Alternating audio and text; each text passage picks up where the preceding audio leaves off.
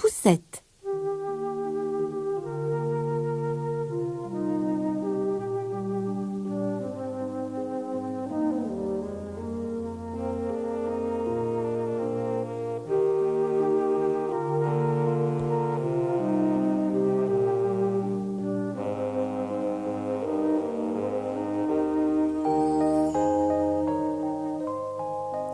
Il était une fois une jeune femme qui rêvait d'avoir un enfant. Après avoir attendu vainement pendant des années, elle commençait à se désespérer. Elle se rendit un jour chez une vieille femme un peu magicienne qui lui dit « Ce n'est pas bien difficile, je vais vous aider. Prenez ce grain de blé, plantez-le dans votre jardin devant votre porte et vous verrez. » La jeune femme rentra chez elle et planta le grain de blé. Dans la douce tiédeur du soleil, le grain de blé ne tarda pas à germer. Bientôt, une plante se mit à pousser, mais ce n'était pas du blé. C'était une fleur aux pétales orange et jaune. La jeune femme, émue par la beauté de cette fleur, la caressa doucement. Aussitôt, la fleur s'ouvrit. Dans son cœur, il y avait une minuscule petite fille. Pas un bébé, non, une vraie petite fille en miniature, pas plus grande qu'un pouce. « Tu t'appelleras Poussette !» décida la jeune femme, rayonnante de bonheur.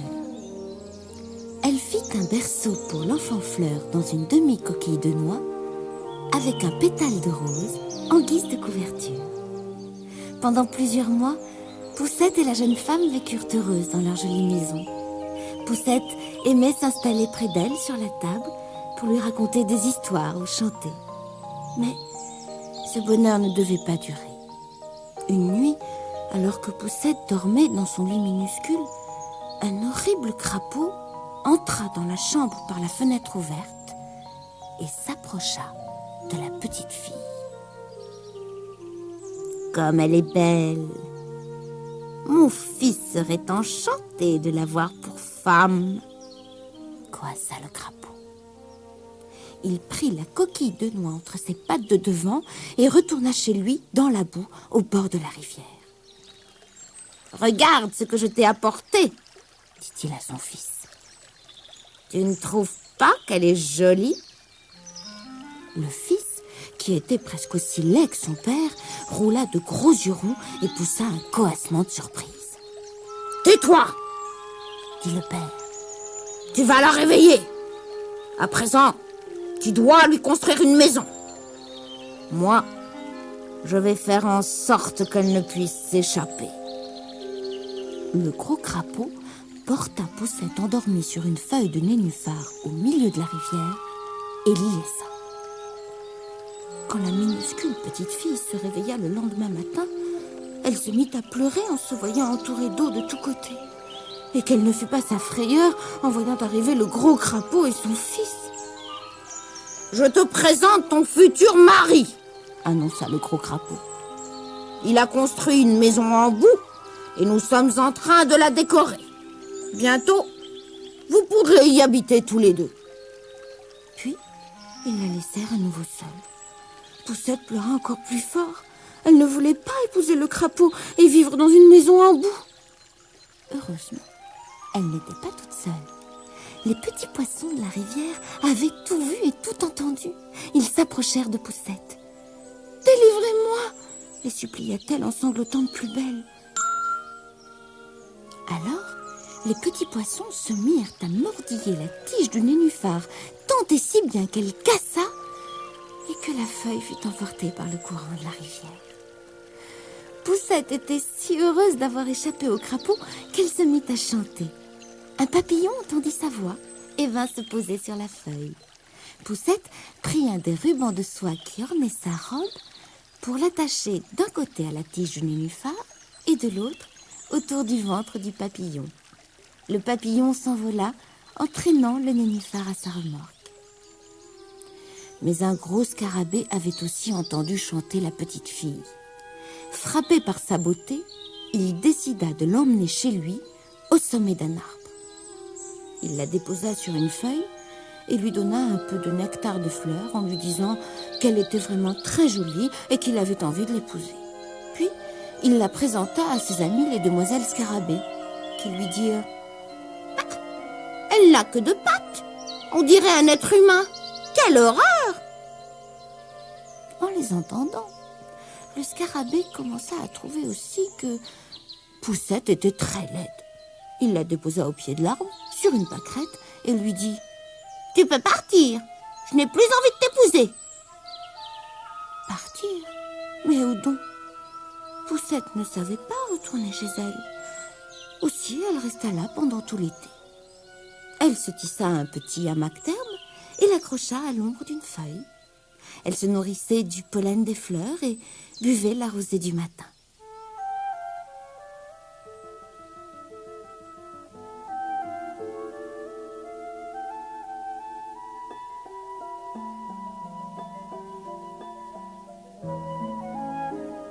Puis vint l'automne, et après l'automne, l'hiver. Les fleurs se fanèrent, et la robe de Poussette aussi, car elle était faite de pétales de fleurs. Elle ne savait plus où s'abriter, elle se mit à avoir froid et faim. Quand il commença à neiger, elle s'emmitoufla dans une feuille morte et partit à la recherche d'un endroit chaud. Elle arriva bientôt devant un trou dans la terre. C'était le logis d'une souris des champs. « S'il vous plaît, dit Poussette, donnez-moi un peu à manger, je vais mourir de froid et de faim. »« Pauvre petite, viens chez moi, répondit la souris des champs.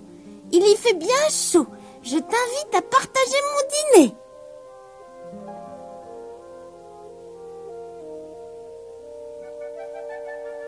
Finalement, la souris des champs proposa à Poussette de rester chez elle pendant tout l'hiver, car elle vivait seule et s'ennuyait un peu.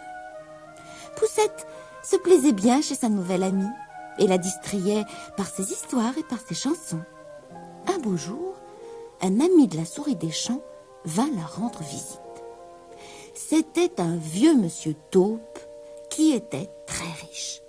Il avait une superbe fourrure noire et une grande maison souterraine.